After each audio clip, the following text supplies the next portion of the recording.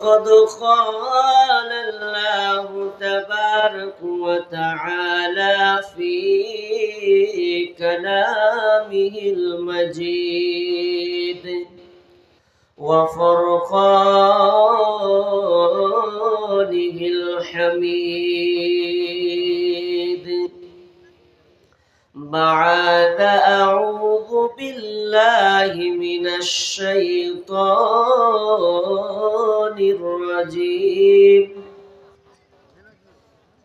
يا أيها الذين آمنوا اتقوا الله وأطيعوا الله والرسول إن كنتم مؤمنين بسم الله الرحمن الرحيم أطيعوا الله والرسول إن كنتم مؤمنين وقال الله تعالى ومثل الذين كفروا كمثل الذي ينعق بما لا يسمع إلا دعاء ونداء صم بكم عمي فهم لا يعقلون بسم الله الرحمن الرحيم إن الذين كفروا سواء عليهم أأنذرتهم أم لم تنذرهم لا يؤمنون وقال النبي صلى الله عليه وسلم رضيت بالله ربا وبالإسلام دينا وبمحمد رسولا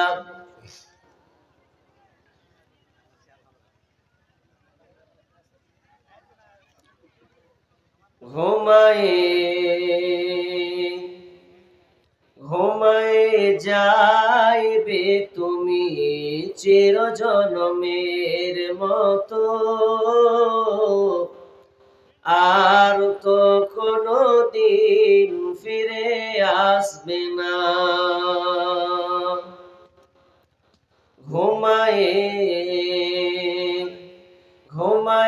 যাইবে তুমি চিরজনমের মতো আর তো কোনো দিন ফিরে আসবে না সময় আছে তোমার করো ইবাদত এ দুনিয়া মুসাফির খানা আর তো কোনো দিন ফিরে আসবে না বারে বারে ডাকিছে এই খবর আসিছে বারে বারে ডাকিছে এই খবর আসিছে যেতে হবে কবরে ভুলে যেও না আর তো কোনো দিন ফিরে আসবে না ঘুমায়ে যাইবে তুমি চিরজনমের মতো আর তো কোনো দিন ফিরে আসবে না মালাকুল মউত আসিবে তোমাকে না ছাড়িবে মালাকুল মউত আসিবে তোমাকে না ছাড়িবে পাইবে না রেহাই থাকিবে না উপায় নিয়ে যাবে তোমায় ছেড়ে যাবে না আর তো কোনো দিন ফিরে আসবে না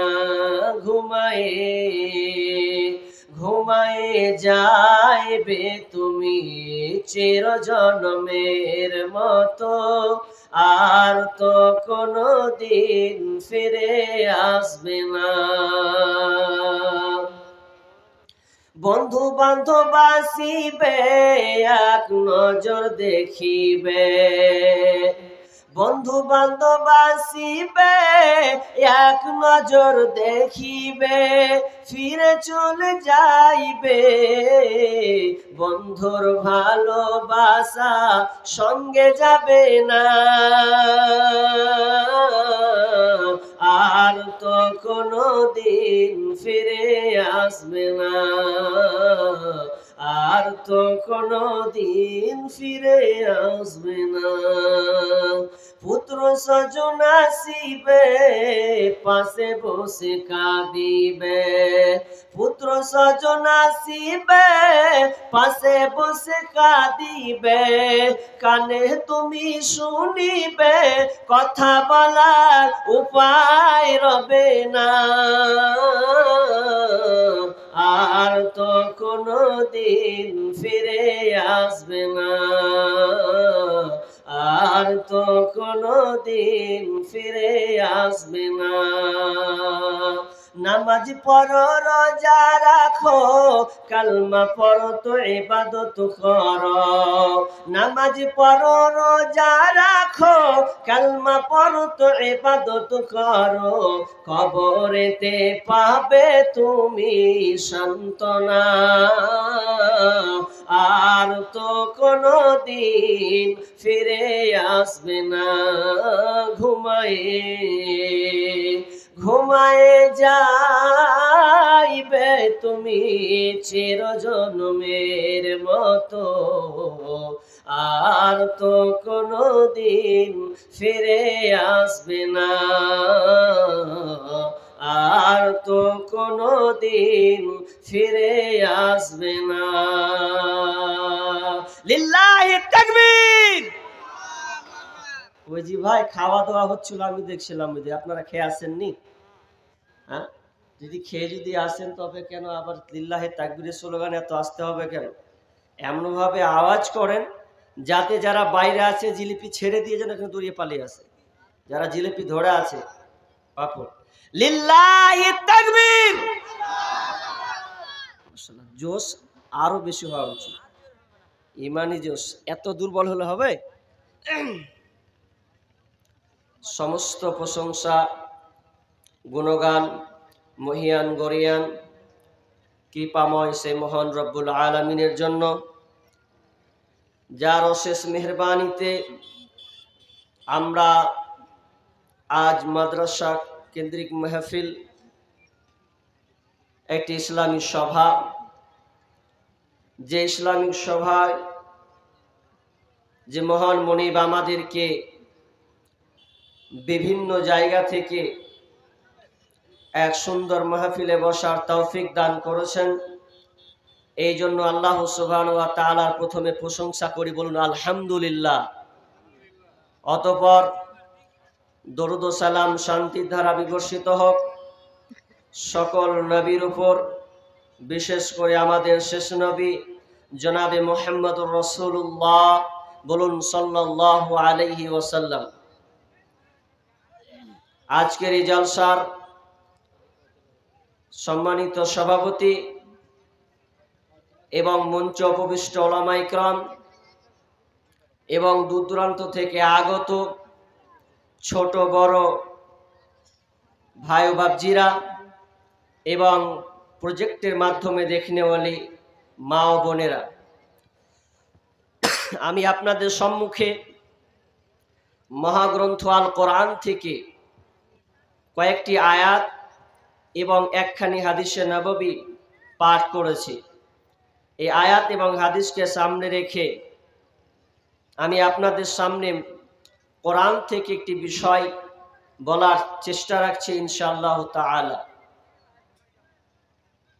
বিষয়টি খুব গুরুত্বপূর্ণ, জটিল এবং কঠিন, কারণ মানার ক্ষেত্রে আমরা বর্জনীয় ক্ষেত্রে আমরা মেনে চলি, একেবারে উল্টো।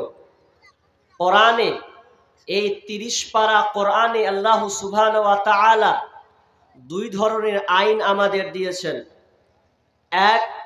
এক নম্বর আইন হচ্ছে আদেশমূলক আইন, একগুলোকে বলা হয় নিষেধমূলক আইন। আল্লাহ যেগুলোকে করতে বলেছেন ওগুলোকে মেনে নেওয়া এবং যেগুলোকে নিষেধ করেছে ওগুলোকে বর্জন করা, প্রত্যাখ্যান করা। এর বিষয়ের উপরে আমি আপনাদের সংক্ষিপ্ত আলোচনা বলার চেষ্টা করব, কারণ আমি খুব অসুস্থ।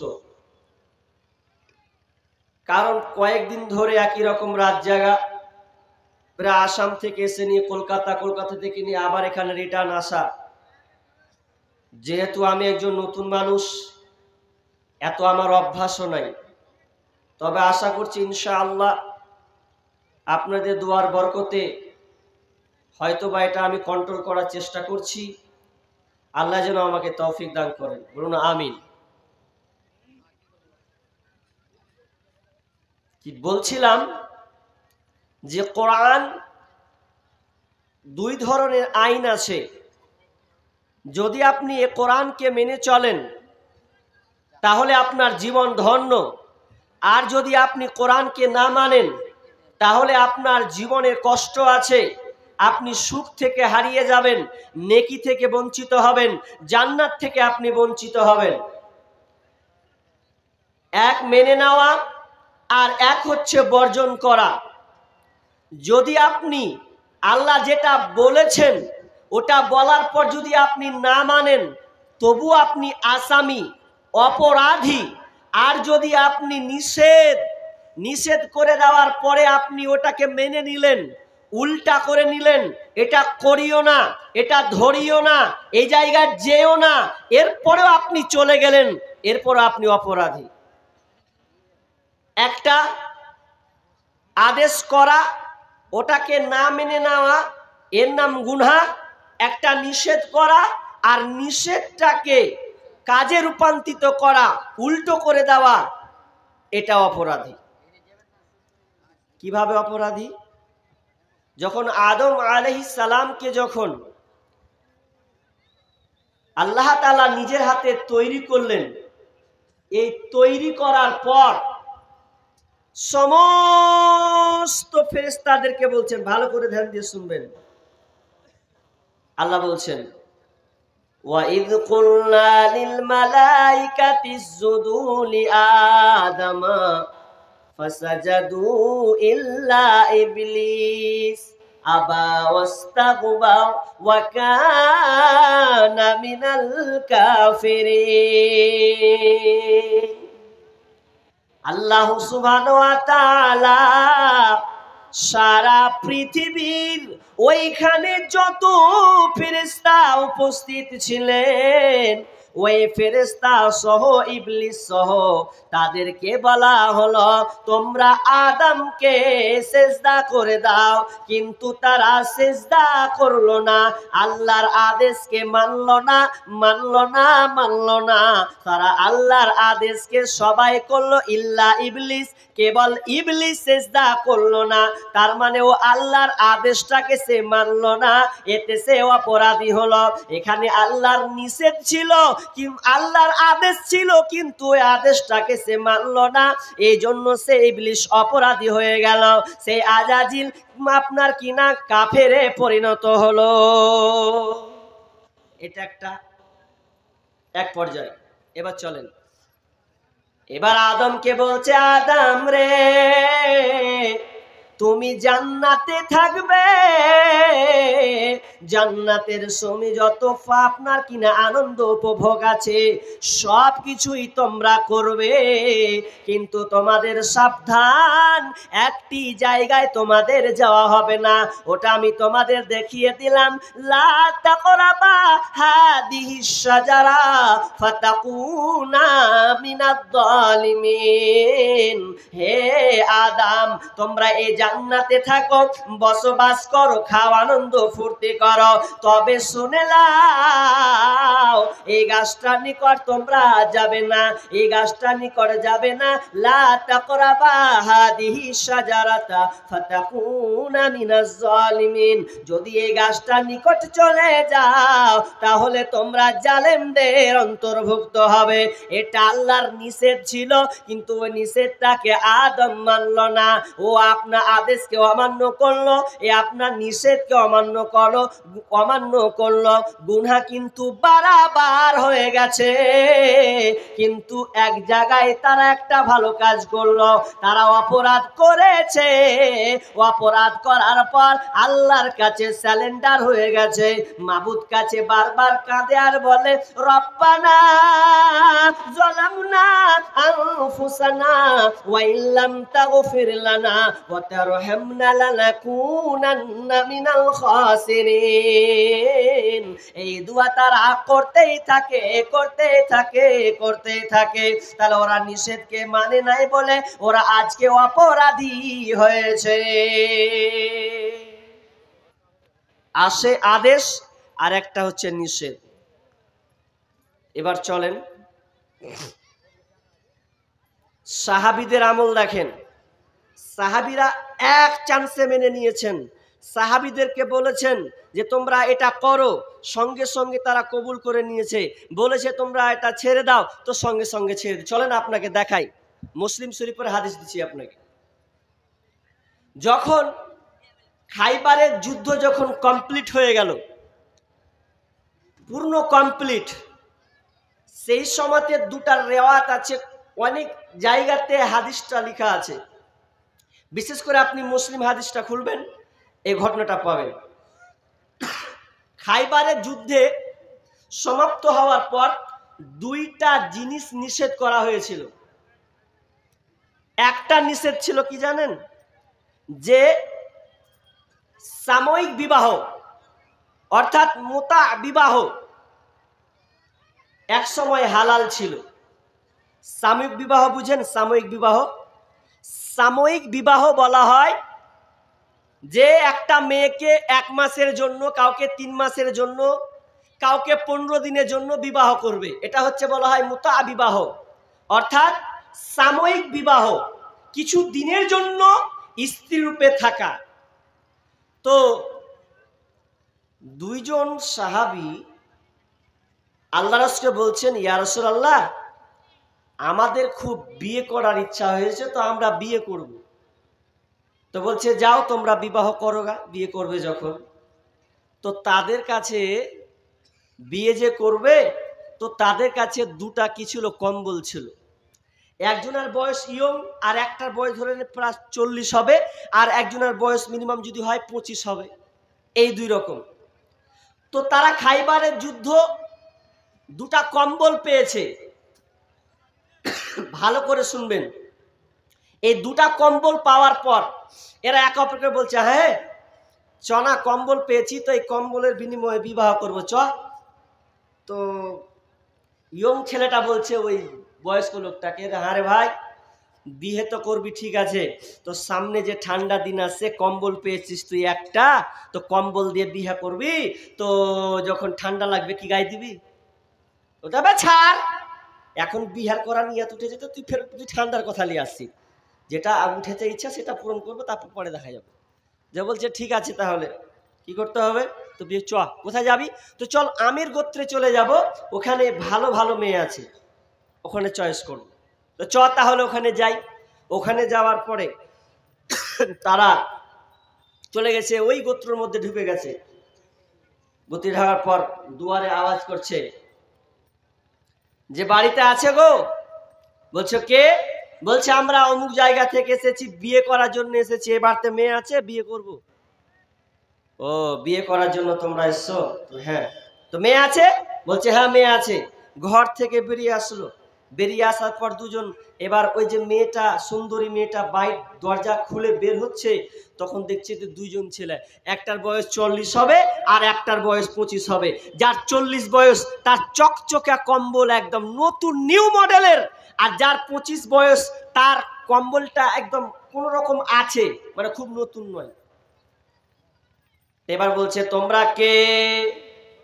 তো বলছে আমরা অমুক জায়গা থেকে এসেছি, বিয়ে করব বলে আমরা এখানে এসেছি।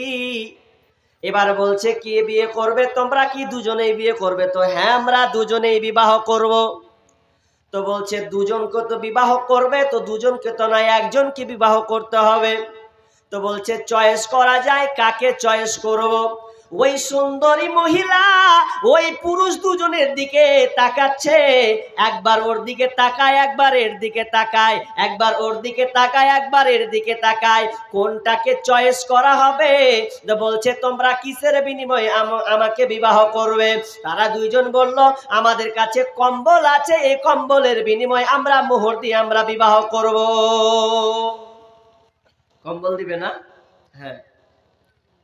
তো এবার যখন দেখছে যার বয়স 40, তার হাতে একটা সুন্দর কম্বল রয়েছে, চকচকে নিউ মডেলের কম্বল, আর যার বয়স 25 ওর কাছে কিন্তু নতুন কম্বল নয়, কোন রকম চলার মতন কম্বল তার কাছে আছে। আবার এই কম্বলটা দেখার পর ওই সুন্দরী মহিলাটা যখন এক অপরের দিকে তাকাচ্ছে, দিয়ে বলছে আমি দুজনের মধ্যে আমি এই ছেলেটাকে চয়েস করে নিলাম, এই ছেলেটাকে আমি মেনে নিলাম, একে আমি স্বামী হিসাবে কবুল করে নিলাম। যার বয়স হচ্ছে 25, মানে যৌবনের তরঙ্গটা দেখেন, যে যৌবন এমনই একটা জিনিস, ওর কাছে কত মালদার মাল আছে এটা কিন্তু দেখলো না। তার মানে ও মেয়েটা দেখলো তার রসে ভরা যৌবন, এত রূপলাবণ্য যৌবন, এই 25 বছরের ছেলেটা, তাকে চয়েস করা হলো। চয়েস করার পর এবার ওই 40 বছরের ছেলে ওই লোকটা বলছে আমাকে তো চয়েস করলে তা আমার কি হবে? তো মেয়েটা বলছে যাও তুমি পাশের বাড়ি চলে গিয়ে তুমি চয়েস করে নাও। তাহলে এই যে ছেলেটাকে চয়েস করা হলো, তো কয়দিনের বিনিময়ে? 15 দিনের বিনিময়ে। বললে আমি তোমার সঙ্গে চুক্তিবদ্ধ হলাম, মোতা বিবাহ, 15 দিনের জন্য আমি তোমাকে বিবাহ করলাম। ঠিক আছে, 15 দিনের জন্য বিবাহ হয়ে গেল। বিবাহ হয়ে গেছে, এবার তারা আনন্দ উল্লাসে আছে। এমন সময় ডাক চলে এলো, কি? আরে যারা তোমরা মোতা বিবাহ করেছ রে, তোমরা আজ থেকে বিবিদেরকে তোমরা ছেড়ে দাও, তোমাদের এই বিবাহকে আমি হারাম করে দিলাম, এটা তোমরা করতে পাবে না, এটা তোমরা মানতে পাবে না। আল্লাহর পক্ষ থেকে এটা হারাম হয়ে গেছে। কে যারা 1 মাসের জন্য বিবাহ করেছ, 15 দিনের জন্য বিবাহ করেছ, এই বিবাহটা তোমার জন্য হারাম, হারাম, হারাম। সাময়িক বিবাহ তোমাদের জন্য হারাম। অতএব তোমরা যে যেখানে থাকো না কেন রে, তোমরা সেখান থেকে তোমরা বিবিকে ছেড়ে দিয়ে পালিয়ে এসো, অথবা তোমরা আবার নতুন করে বিবাহ করে নাও। আর লাইফ যতদিন বাঁচবে তুমি ততদিনের জন্য তুমি নির্ধারণ করে নাও। আর যেমনই আওয়াজটা কানে এসেছে ওই 2 সাহাবীদের কানে, তখন তারা তৎক্ষণাৎ যে হালাত থাক না কেন, যেমনই কানে ঢুকেছে মোতা বিবাহ করা যাবে না, হারাম, সাময়িক বিবাহ করা যাবে না, হারাম, তখন তারা ওই মেয়েটাকে ছেড়ে দিয়ে ঘর থেকে বেরিয়ে পড়েছে। আর বেরিয়ে পড়ার পর ওই মহিলাটা বলছে কেন গো তুমি কেন চলে যাবে? আর তোমার তো 15 দিনের জন্য চুক্তি করা হয়েছে, আজ তো হলো মোট 4 দিন, এখনো তো 11 দিন বাকি আছে, তুমি কি 11 দিন এটা পূর্ণ করবে না? তখন ওই সাহাবী বলছেন এই মহিলা, তোমার সঙ্গে আমার চুক্তি ছিল 15 দিন, এটা ঠিক আছে, কিন্তু আমার কানে এসেছে নবীর জবান দিয়ে আওয়াজ উঠে এসেছে, ওরে যারা মোতাহ বিবাহ করেছো তোমরা আজকে তালাক দিয়ে দাও, তাদেরকে তোমরা বর্জন করে দাও। আর আমি এই কানে শোনার পর আমি 1 মিনিটও নেট করতে পারবো না, এটা আমার দ্বারা সম্ভব নয়। বিশ্বনবী বলেছেন, এলান করে দিয়েছেন, অতএব হারাম, হারাম।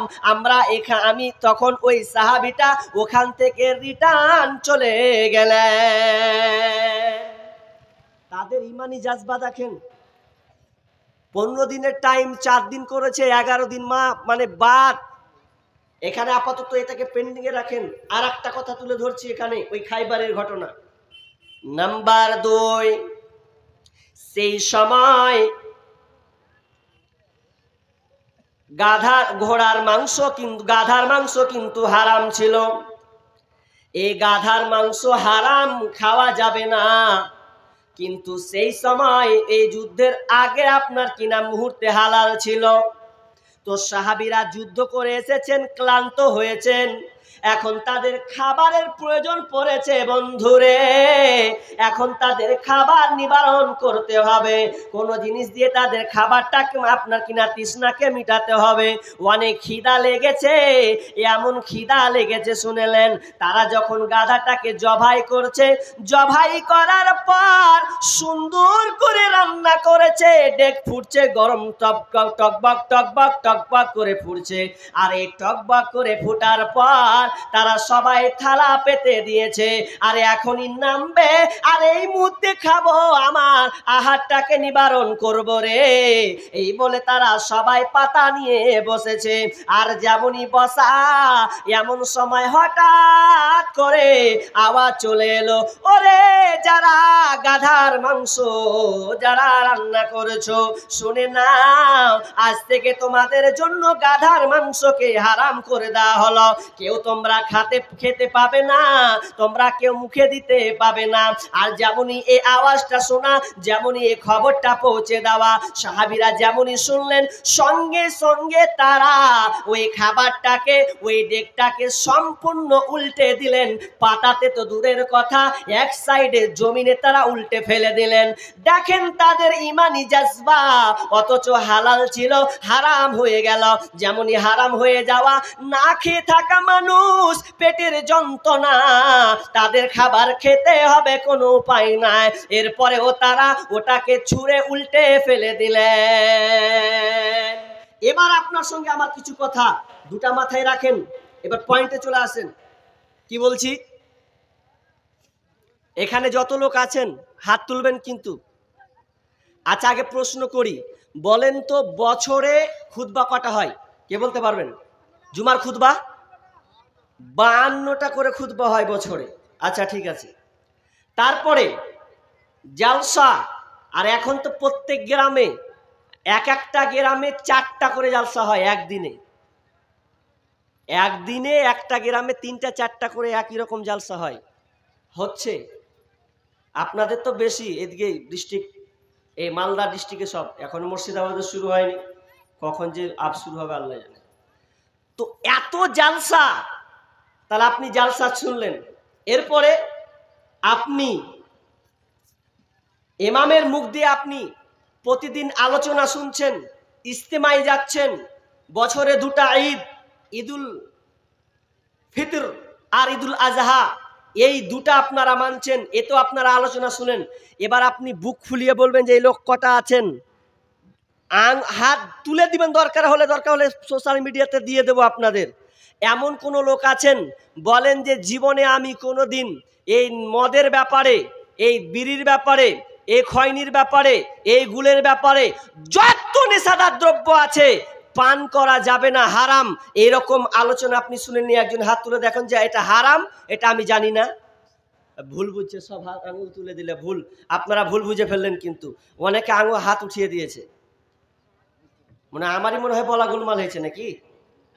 হারাম, আলেমরা বলেছেন হারাম, এটা হারাম, নেশাদার দ্রব্য হারাম, মদ খাওয়া হারাম। এই কথাটা শুনেননি? কে আছেন এটা হাত তুলেন। এবার গোলমাল লেগেছে, তখন হাত ঝোঁক, না বুঝে হাত তুলে দিয়েছেন আপনারা। যাই হোক, তাহলে আমরা এখানে যতজন উপস্থিত আছি সবাই জানি যে হারাম। এরপরে আপনি ছাড়তে পেরেছেন?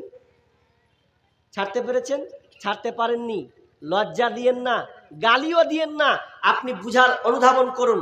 আমি একটা আয়াত পড়েছি, কি জানেন? বিসমিল্লাহির রহমানির রহিম, ইন্নাল্লাযীনা কাফারু সাওয়াউন আলাইহিম আনজারতাহুম আম লাম তুনজিরহুম লা ইউমিনুন।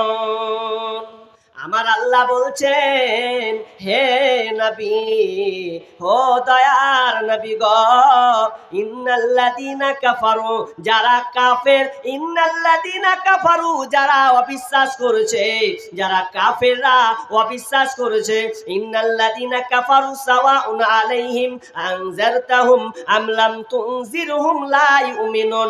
আপনি ওদেরকে বলুন, সতর্ক করুন আর বাইনা করুন, কিন্তু ওরা শুনবে না, কারণ উভয় তাদের কাছে সমান। ওদের কাছে বলা আর না বলা উভয় তাদের কাছে সমান সমান। আচ্ছা ঠিক আছে, এটা কাফেরদের জন্য আয়াত। এটা কেন ফিট করছি আপনাদের গায়ে, একটু পরে বোঝার চেষ্টা করবেন কেন ফিট করছি। এই যে আপনি প্রতি বছর আপনি ওয়াজ নসিহত শুনছেন, এরপরে আপনার পরিবর্তন নাই। ওদের আখলাক চরিত্র আর আপনার আখলাক চরিত্র কতটুকু ডিফারেন্স আছে, বুক ফুলিয়ে বলুন কতটুকু আপনার ডিফারেন্স আছে। আপনি তাদের থেকে কয় আনা আপনি ভালো, আপনি এটা নিজেকে বিবেচনা করুন। এক আনাও আপনি ভালো নয়। অথচ বিশ্বনবী বলছেন, আল মুদমিনুল খামরি কাবিদি ওয়াসানিন, যারা নিয়মিত করে গুম নেশাদার দ্রব্য পান করে খায়, যারা নেশাদার দ্রব্য পান করে, এরা কারা? এরা কাদের মতো? এরা হচ্ছে মূর্তি পূজারীর ন্যায়। মূর্তি পূজারীর ন্যায় বলতে আপনার মধুসূদন দত্ত যে একটা মূর্তি তৈরি করেছে, আর ওই মূর্তি তৈরি করার পর তারা প্রতিদিন মান্যতা দেয়, উপাসনা করে, আরাধনা করে, তাদেরকে মানে, এত মূর্তি মানে সারা বছর মূর্তি তারা উপাসনা করতেই থাকে, আপনার মা সন্তান তারা চেঞ্জ করতে থাকে। বিশ্বনবী বলছেন, যারা মূর্তি পূজা করে যে অপরাধটা করলো, ঠিক তেমনি ভাবে যারা নিয়মিত করে নেশাদার দ্রব্য পান করে, ওরাও ওদের নেই। অর্থাৎ একজন মূর্তি পূজারী যা অপরাধ, ওই যে নেশাদার দ্রব্য পান করে ওটা একই অপরাধ। অর্থাৎ ওই মধুসূদন দত্ত, ওই রতন দাস, ওই বিলাস দাস যদি কিয়ামতের মাঠে আপনার কাঠগড়ায় উঠে, তো আপনিও তার সঙ্গে ওই বিচারের দিন তার সঙ্গে উঠবে। কি ভাই চলে যাচ্ছেন যে, ভালো লাগে না নাকি? তো নেশাদার দ্রব্য পান করবেন, পান করতে গিয়ে আপনি কি করছেন, এগুলোকে আপনি হারাম মনে করছেন না। আজকালকার বাপজিরাকে দেখবেন কি করেন জানেন, এত বড় বড় দাড়ি, মাথায় টুপি দিয়ে দেখবেন যখন উজু করে, উজু করার আগে দুটি টাপন বিড়ি টেনে দেওয়ার পর আবার ঢুকে গেল উজু করতে, উজু করতে ঢুকে গেল, আর এত গন্ধ, ও যখন উজু করছে গন্ধে টিকা যায় না, এত দুর্গন্ধ, গন্ধে টিকা যায় না। এবার যদি চাচাকে বলছি, চাচা বিড়িটা কবে ছাড়বেন গো, তো বলছে আবে তুই লক্ষ্য করে থাক, তোর কাজ তুই কর, তোকে ফতোবাজি কে করতে বলেছে। অথচ বিড়িটা খেলো, বিড়ি খাওয়ার পর উজু করতে বসলো, উজু করার পর কোথায় যাবে, তো ফাঁস কাতারে ও দাঁড়াবে, কি বলবে, আলহামদুলিল্লাহি রাব্বিল আলামিন আর রহমানির রহিম মালিকি ইয়াউমিদ্দিন। ও যে দাদা, ওই যে চাচা আল্লাহর দরবারে দাঁড়িয়ে গেছে, সূরা ফাতিহা বলছে, বলুন তো ওই যে মুখের দুর্গন্ধ নিয়ে কাতারে দাঁড়িয়েছে, আর অনেক লোক আছে যে ওর সামনে দাঁড়া পর্যন্ত মানে যায় না, ওকে মনে হচ্ছে ওকে এখনই বলা হোক যে তুই এখান থেকে বাড়ি চলে যা, যা বাড়ি যাওয়াই ভালো, তো দুর্গন্ধে টিকা যায় না। এই যখন চলে গেল, আচ্ছা বলেন তো, আপনাদের বলিন, এই হাদিসটা কিন্তু আমরা সবাই জানি, আমি ছোট কাল থেকে শুনে আসছি। কি জানেন, যে কাঁচা পেঁয়াজ খাওয়া যাবে না, এটা তো জানেন, সবাই জানেন তো। নামাজ পড়তে গেলে কাঁচা পেঁয়াজ খাওয়া যাবে না। এমনকি আমরা ছোটবেলা যদি রোজা খোলার সময় যদি একটু পেঁয়াজ নিয়ে বসে খেতে বসি, পেঁয়াজ খাবে মানে নামাজ পড়তে পারে, পেঁয়াজ খাবে মানে, এই হাদিসটার উপরে এত আমল, ছোট কাল থেকে এটা শুনছি। এবার দেখেন, আপনি জানলেন যে কাঁচা পেঁয়াজ খাওয়া যাবে না, এটা হারাম কখন? যখন আপনি নামাজে যাবেন।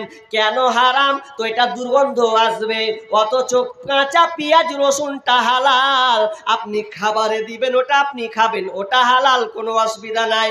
কিন্তু বিশ্বনবী বলছেন যখন তোমরা নামাজে যাবে তখন তোমরা খবরদার এই কাঁচা পেঁয়াজ রসুন খেয়ে মসজিদে আসবে না। এই জন্য আসবে না, যখন তুমি মসজিদে ঢুকবে তো তোমার মুখের গন্ধের কারণে ফেরেশতারা তোমাদের গন্ধে টিকতে পারবে না। তো বন্ধুরে আমার, তো আপনি একজন বিড়িখোর হয়ে আপনি মসজিদে আসলেন, এটা কি করে সম্ভব? এটা আপনি কেমন করে এটা আপনি করলেন যে বিড়ি খেয়ে আপনি আবার মসজিদে ঢুকে গেলেন? এবার আপনি মন থেকে বলেন, কাঁচা পেঁয়াজ যদি মসজিদের জন্য হারাম হয় তাহলে আপনার বিড়ি খেয়ে আপনি কোন দুঃখে আপনি মসজিদে ঢুকে পড়েছেন? অত কথা বলবো না, আর একটা মেয়েদের ব্যাপারে বলে আমি অন্যদিকে চলে যাই। কি সেটা হচ্ছে যে মেয়েদের কত নেশা খারাপ আছে, বদাভ্যাস জানেন?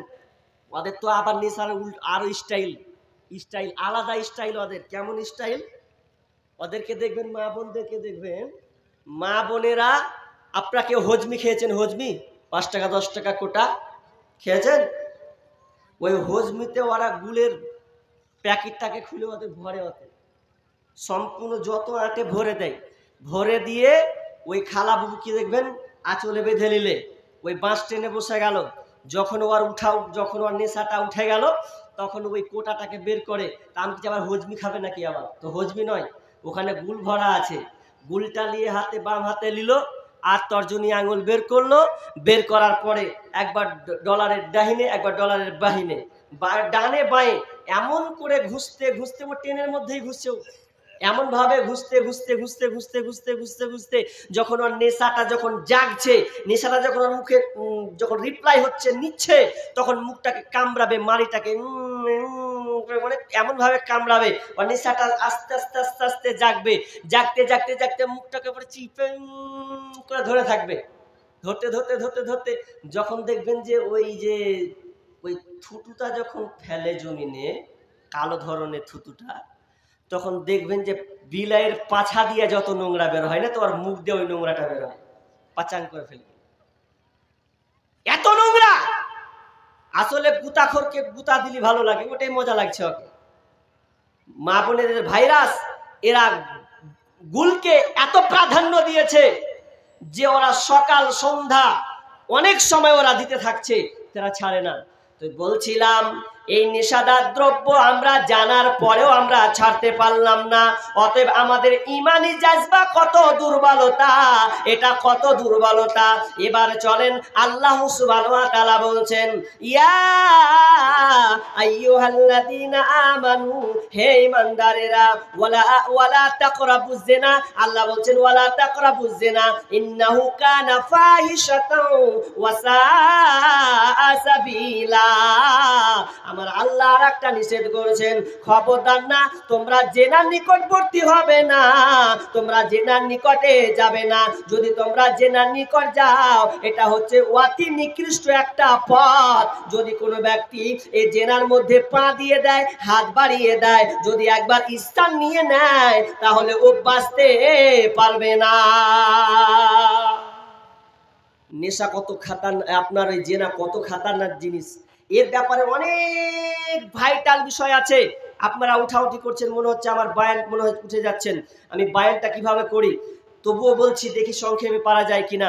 এই জেনা এত খাতারনাক, আজকে বর্তমানে ভাইরাসে পরিণত হয়েছে, যে এই জেনা এমন ভাবে বিস্তার লাভ করেছে, ঘরে ঘরে জেনা। তার মধ্যে দুটার কারণে, এক টিভি আর এক মোবাইল, এক টিভি আর এক মোবাইল, খুবই মারাত্মক। আপনাদের এদিকে মা বোনেরা টিভি দেখে? দেখে গো? সিরিয়াল দেখে না? দেখে, সিরিয়াল দেখে। ওরা ধর্ম কর্ম ছাড়তে পারে, ওরা নামাজি রোজা ছাড়তে পারে, ছাড়বে না হিন্দি সিরিয়াল। স্টার জলসা ঘরে ঘরে বাধাইছে গোলমাল, স্টার জলসা ঘরে ঘরে বাধাইছে গোলমাল। ওরা ধর্ম কর্ম ছাড়তে পারে, ওরা নামাজ রোজা ছাড়তে পারে, ছাড়বে না হিন্দি সিরিয়াল। স্টার জলসা ঘরে ঘরে বাধাইছে গোলমাল, স্টার জলসা ঘরে ঘরে বাধাইছে গোলমাল। পাশের বাড়ি মর্জি না হাই হিন্দি সিরিয়ালে পাগল সে, পাশের বাড়ি মদন রে কয় তুমসে প্যার করতে হুঁ। গ্রামের মেয়ে গো হিন্দি কিছুই বুঝে না, তবে একটু সিরিয়াল দেখে নিয়েছে তো প্রেমে পাগল হয়ে গেছে। কাজের মেয়ে মর্জি না হাই হিন্দি সিরিয়ালে পাগল সে, পাশের বাড়ি মদন রে কয় তুমসে প্যার করতে হুঁ। বুড়ার বয়স ৮০ বছর, বুড়ির বয়স ৮০ বছর, হিন্দি সিরিয়ালে মারে তাল। স্টার জলসা ঘরে ঘরে বাধাইছে গোলমাল, স্টার জলসা ঘরে ঘরে বাধাইছে গোলমাল। ওরা ধর্ম কর্ম ছাড়তে পারে, ওরা নামাজ রোজা ছাড়তে পারে, ছাড়বে না হিন্দি সিরিয়াল। স্টার জলসা ঘরে ঘরে বাধাইছে গোলমাল। হায় হায়, এই স্টার জলসা আর জি বাংলা এসে পরিবারকে তছনছ করে জেনার মুখে ঠেলে দিয়েছে, এমন ভাবে মুখে ঠেলে দিয়েছে, এই জেনা এমন ভাবে বিরাজ করেছে যে ৩ সন্তানের মা পর্যন্ত সংসার ছেলে পালাচ্ছে যে আমি আর এর ভাত খাবো না, ওই নতুন ছেলেটার ভাত খাবো যাকে আমার পছন্দ হয়েছে। এই তো হচ্ছে সমাজের বাস্তবতা। জেনা কোথায় যাবেন এমন ভাবে চলে গেছে। এই মোবাইল চলতে চলতে চলতে আজকে ইয়ং জেনারেশন পোলা পান্ডাও এই সিরিয়ালের মাথায় চলে গেছে। স্টার জলসা আর জি বাংলা ধ্বংস করলো আমার সোনার বাংলা, স্টার জলসা আর জি বাংলা ধ্বংস করলো আমার সোনার বাংলা। শুনি যুবক যুবতীর মুখে মুখে, শুনি যুবক যুবতীর মুখে মুখে, বোঝে না সে তো বোঝে না রে গান, পড়ে না কোরআন ওরা পড়ে না কোরআন, পড়ে না কোরআন ওরা পড়ে না কোরআন। তারা পড়েছে ইংলিশ মিডিয়ামে, তাই বাপকে ডাকে ড্যাডি নামে। তারা পড়েছে আজ ইংলিশ মিডিয়ামে, তাই বাপকে ডাকে আবার ড্যাডি নামে। সরি সরি বললে কি আর, সরি সরি বললে কি আর, কবরেতে পাবে আসান। পড়ে না কোরআন ওরা পড়ে না কোরআন, পড়ে না কোরআন ওরা পড়ে না কোরআন। স্টার জলসা আর জি বাংলা ধ্বংস করলো আমার সোনার বাংলা। শুনি যুবক যুবতীর মুখে মুখে, বুঝে না সে তো বুঝে না রে গান, পড়ে না কোরআন ওরা পড়ে না কোরআন, পড়ে না কোরআন ওরা পড়ে না কোরআন। ইষ্টি কুটুম আর জলনুপুর ঝগড়া ঝাঁটি সে তাই সকাল দুপুর। এত ঝগড়া আছে যা বলার কথা নয়। ইষ্টি কুটুম আর জলনুপুর ঝগড়া ঝাঁটি সে তাই সকাল দুপুর। টাপুর টুপুর গেল জল নুপুর এলো, টাপুর টুপুর গেল জল নুপুর এলো, পাখি জামা দিয়ে মরে কত জান। পড়ে না কোরআন ওরা পড়ে না কোরআন, পড়ে না কোরআন ওরা পড়ে না কোরআন। বর্তমানে মা বোনেরা এমন ক্রাশ খেয়েছে এই টিভির মাধ্যমে, এই মোবাইলের মাধ্যমে, তারা এমন জেনাই জর্জরিত হয়ে গেছে। এই জেনাটার মধ্যে তারা এমন ভাবে ডুবে পড়েছে। আপনি পরিবারকে তদন্ত করে দেখেন, আপনি সমাজকে তদন্ত করে দেখেন, আপনি জায়গায় জায়গায় দেখতে পাবেন এই জেনার ছারখারে মানুষ মরে যাচ্ছে। অথচ আল্লাহ বলছেন ওয়ালা তাকরাবুজ জিনা, তোমরা জেনা নিকটবর্তী হবে না। যদি কোনো বান্দা, যদি কোনো বান্দি, কোনো ছেলে কিংবা মহিলা, কোনো মেয়ে যদি একবার জেনায় পড়ে যায়, যায় তাহলে তার সমস্ত কি করবে, একটা নিমজ্জিত নিকৃষ্ট পথে যখন প্রবেশ করবে তার সমস্ত কিছু তার বেহায়া বলে কিছুই থাকবে না। আমাদের হায়া লজ্জন শরম বলে কিছু নেই, বেহায়া বেলজ্জা হয়ে গেছি। আজকে মা বোনরা জেনায় এমন ভাবে পড়ে যাচ্ছে যে জেনায় পড়তে পড়তে সন্তানকে লাইকেশন করতে বাধ্য হচ্ছে, সন্তানকে লাইকেশন করতে বাধ্য হচ্ছে। বর্তমানে আপনি যদি আপনি গুগল সার্চ করেন, এমন একটা সংস্থা বর্তমানে বের হয়েছে যেই সংস্থা যেখানে গ্রুপ রয়েছে 22,000 গ্রুপ, 22,000 সদস্য। এই গ্রুপটার নাম হচ্ছে লাভ জিহাদ প্রতিরোধ কমিটি। এই এমন একটা খাতারনাক, আমি বলবো না মনে করছিলাম, কিন্তু আবার কিছুদিন আগে আবার ওই মোবাইলে আবার দেখলাম খবরের মাধ্যমে যে 3,000 মহিলাকে তারা অ্যাটাক করেছে। কারা জানেন? যারা হচ্ছে হিন্দু ব্রাহ্মণ। তারা আবার বুক ফুলিয়ে বলছে, আরে যদি মুসলিমদেরকে ধ্বংস করতে চাস তাহলে তাদের মেয়েকে বিয়ে কর, প্রেমের ফাঁদে বিয়ে কর, প্রেমের ফাঁদে বিয়ে করার পরে তাদের কাছ থেকে সন্তান নে, সন্তান নেওয়ার পর ওই মেয়েদেরকে কচুকাটা করে দে, বাস দেখি ওদের খতম হয়ে যাবে, আমরা জয়ী হয়ে যাব। কিছুদিন আগে 3,000 মেয়েকে অ্যাটাক করেছে, ওখানে 22,000 গ্রুপ আছে। কি বলছেন জানেন? যে মেয়েদেরকে কিভাবে ফাঁদে ফেলা যায়, মেয়েদেরকে কিভাবে ভালোবাসা যায়, দিয়ে তাদেরকে মহাব্বতের টান দিয়ে তাদেরকে হিন্দু বানানো যায়, হিন্দু বানিয়ে দিলে আমরা সন্তান নিয়ে নেব। কত মেয়ে পালিয়ে আসছে।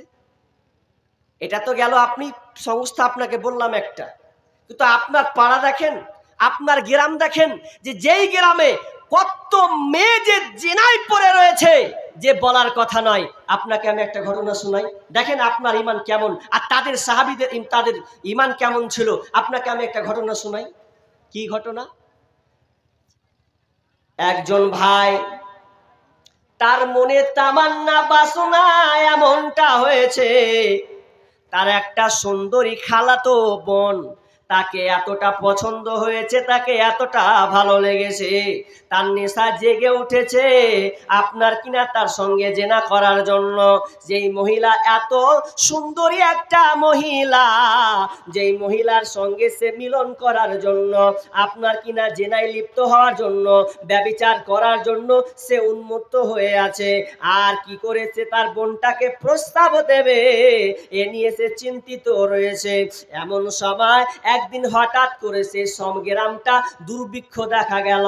এমন দুর্ভিক্ষ হলো, খাবার নাই, খাবারের অভাব অনটন পড়েছে, যে খাবার খেয়ে মানুষ বাঁচবে, কোনো খাবার নাই। সেই দিনদারি মহিলা, আল্লাহওয়ালি মহিলা একদিন ওই খালাতো ভাইয়ের কাছে বলছে, ভাই রে, তুমি কি আমাকে কিছু খাবার দেবে?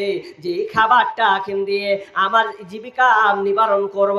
আমাকে তৃষ্ণা লেগেছে, কোনো খাবার নাই, মহামারী উঠেছে, দুর্ভিক্ষ দেখা দিয়েছে, অত কিছু যদি খাবার আমাকে দেওয়া হয় তো আমি এখান থেকে প্রাণে বাঁচি। এবার সুযোগ পেয়ে ওই খালাতো ভাই ওই বোনকে বলছে, বোন রে, আমি তোকে খাবার দেব, আমি তোকে কিছু রুজি রুটি দেব, কিন্তু আমার একটা শর্তকে মানতে হবে। কি বলছে? ভাই বলো তোমার শর্ত কে?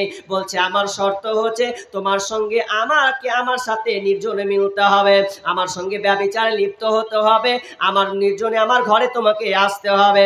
এবার মহিলা বলছে, কখনো নয়, এটা আমি করতে পারি না, এটা আমার দ্বারা সম্ভব নয়, এত নোংরা কাজ আমি করতে পারবো না। তখন তিনি ওই বোনটা ফিরে যায়। কিছুদিন পর কোনো খাবার পায় না, আবার ওই ভাইটার কাছে এসে বলছে, ভাই রে, তো আমাকে একটু খাবার দে, প্রাণে বাঁচার চেষ্টা করে। তো বলছে, দেব, একটা শর্তে দেব, এই শর্ত যদি আমার পূরণ করে দিস তাহলে আমি তোকে এর বিনিময়ে কিছু খাবার দিতে পারে।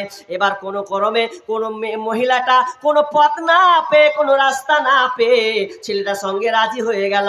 রাজি হওয়ার পর ছেলে তো খুশিতে আটখানা, আহারে আমার বোন রাজি হয়েছে, আমার খালাতো বোন রাজি হয়েছে, আমি তাকে নির্জনে নিয়ে চলে যাব।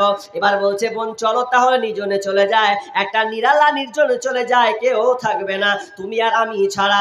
এবার যখন চলে গেছে দুইজনে যাওয়ার পর এবার বলছে, তো বলছে কি করতে হবে, তো বলছে এবার তুমি কাপড় খুলো, আমিও কাপড় খুলে দিই। দুজনে কাপড় ন্যাঙ্গা হয়ে গেলেন। অ্যাডাল্ট মহিলা, যুবক যুবতী মহিলা, তার পরনে কাপড় নাই, এর কাছেও কোনো কাপড় নাই। ভালো করে শুনেন, ওর কাছেও কাপড় নাই, এর কাছেও কাপড় নাই, দুজনেই ন্যাঙ্গা হয়ে আছে। আর এমন সময় তারা দুজনেই এমন ভাবে লেগে ধরেছে, একটা ইট আর একটা ইট মশলা দিয়ে যেমন লাগিয়ে দেওয়া হয়, আর ওই ঠিক তেমনি ভাবে ওই দুজন, একজন মহিলা আর পুরুষ, ওই ভাই বোন, তারা খালাতো ভাই খালাতো বোন আপনার ইটের মতন জমাট বেঁধে গেছে। আর ওই সময় বোন বলছেন ইত্তাকিল্লাহ, আল্লাহকে ভয় করো রে ভাই, এখনো সময় আছে, আল্লাহকে বলে ভয় করো। যেমনই বলো আল্লাহকে ভয় করো, ওই ভাইটা তৎক্ষণাৎ ওখান থেকে লাফিয়ে নিচে পড়ে গেছে। কি এমন একটা খবর দিলে, কি এমন একটা খবর তুমি আমাকে শোনালে যে আল্লাহকে আমাকে এখানে ভয় করতে হবে। যেমনই বোন আমাকে বলেছে আল্লাহকে ভয় করো রে, তখন আমার দিলে কেন কি জানে ধাক্কা দিল, এমন ধাক্কা আমার মধ্যে আসলো যে আমি ওখান থেকে পড়ে গেলাম। অথচ একটু ভেবে দেখেন, ঘটনাটা একটু আপনার মাথায় নেন। এমন একটা নির্জনে চলে গেছে, দুজনের কাপড় নাই, কাপড় নাই, ন্যাঙ্গা অবস্থায় আছে। এরপরে আল্লাহর ধাক্কা তার বুকে এসে লেগেছে যে আল্লাহকে ভয় করতে হবে। তখন ওই ছেলেটা তওবা করে ওখান থেকে চলে গেলেন। এবার আপনাকে আমি বলতে চাচ্ছি যে তারা যদি তাদের ঈমানি জাজবা দেখেন, আল্লাহকে ভয় করে তারা নিজেকে কন্ট্রোল করে নিয়েছেন। অথবা আমরা অথচ মুসলমান, আমরা নিজেকে মুসলমান দাবি করছে, অথচ দেখবেন আজকে ছেলে মেয়েরা আপনার কিনা প্রেমে লিপ্ত হয়ে গেছে, আপনার ক্লাসে তারা পড়ে গেছে, এটাকে তারা আধুনিক স্ট্যাটাসে পরিণত করেছে। তারা জানলো না যে তোদের ক্যাসেটটা কিয়ামতের মাঠে চালু করা হবে, কোনখানে ছিলি, কোন স্টেশনে ছিলি, ওখানে সব দেখানো হবে। এটা তোদের বেরেনে নাই, বেরেনে নাই কি থাকবে? যা মোবাইল আপনাকে দিয়েছে, মোবাইলে প্রেমে মুগ্ধ মারা হয়ে গেছে, এমন প্রেম মারা হয়ে গেছে। মোবাইল আসিল কি দোলা লাগিল, পড়াশোনায় মন বসে না। মোবাইল আসিল কি দোলা লাগিল, পড়াশোনায় মন বসে না। পেটে ভাত নাহি যাক, পরন কাপড় নাহি থাক, পেটে ভাত নাহি যাক, পেটে ভাত নাহি যাক, পরন কাপড় নাহি থাক, মোবাইল ছাড়া পোলার দিন চলে না। মোবাইল আসিল কি দোলা লাগিল, পড়াশোনায় মন বসে না। মোবাইল আসিল কি দোলা লাগিল, পড়াশোনায় মন বসে না। রাত 12টার পরে বন্ধু যখন ফোন করে, দুই চোখেতে ঘুম আসে না। রাত 12টার পরে বন্ধু যখন ফোন করে, দুই চোখেতে ঘুম আসে না। রাত জাগিয়া ফোনে চ্যাট করিয়া, রাত জাগিয়া ফোনে চ্যাট করিয়া, সকাল 8টার আগে ঘুম ভাঙে না। মোবাইল আসিল কি দোলা লাগিল, পড়াশোনায় মন বসে না। মোবাইলের জ্বালা এ তো প্রেম প্রীতির ঠেলা, মোবাইলের জ্বালা প্রেম প্রীতির ঠেলা, এখন আর পার্কে যাওয়া লাগে না। বিছানায় শুইয়া ফোনে চ্যাট করিয়া, আর বলে বন্ধু সোনা মরে হইল না। মোবাইল আসিল কি দোলা লাগিল, পড়াশোনায় মন বসে না। মোবাইল আসিল কি দোলা লাগিল, পড়াশোনায় মন বসে না।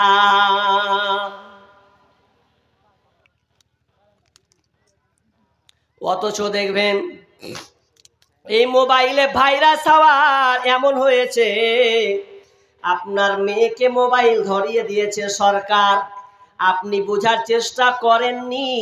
আপনি ভাবছেন ভালোর জন্য আমার মমতা খালা মোবাইল ধরিয়ে দিয়েছে, 11 পাস করেছে, মোবাইল দিয়ে দাও। মোবাইল কেন দিল রে? তুমি বুঝলে না মুসলমান। মোবাইলটা দিল তো বলছে অনলাইন ক্লাস করার কারণে, তো বলছে অনলাইন ক্লাস নয়, অনলাইন প্রেম করার কারণে মোবাইলটা দেওয়া হয়েছে। আপনি তালাশ করছেন না, আপনি তার ফোন চ্যাট আপনি চেক করুন, হোয়াটসঅ্যাপ আপনি চেক করুন, আপনি সমস্ত কিছুকে তদন্ত করে দেখেন।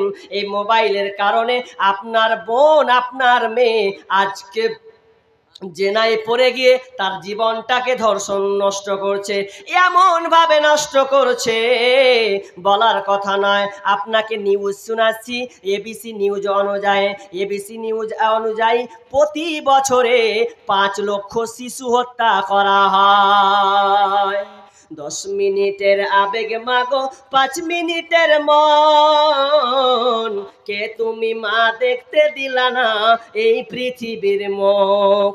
জোর করে আসিনি ক তোর শরীরে আমি, পৃথিবীতে নাকি সন্তান হয় মায়ের কাছে দামি।